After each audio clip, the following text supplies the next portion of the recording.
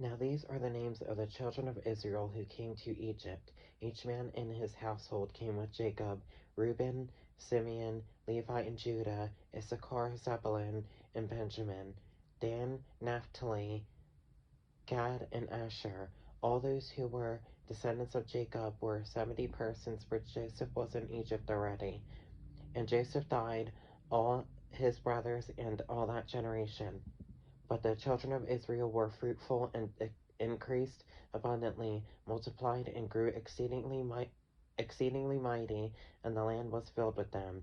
Now there arose a new king over Egypt who did not know Joseph. And he said to his people, Look, the people of the children of Israel are more and mightier than we. Come, let us deal shrewdly with them, lest they multiply, and it happen in the event of war that they also join our enemies and fight against us, and so go up out of the land. Therefore they set taskmasters over them to afflict them with their burdens. And they built for Pharaoh supply cities, Pithom and Ramses. But the more they afflicted them, the more they multiplied and grew. And they were in dread of the children of Israel. So the Egyptians made the children of Israel serve with rigor, and they made their lives bitter of Israel and they made their lives bitter with hard bondage, in mortar, in brick, and in all manner of service in the field. All their service in which they made them serve was with rigor. Then the king of Egypt spoke to the Hebrew midwives, of whom the name of one was Shiphrah, and the name of the other Puah.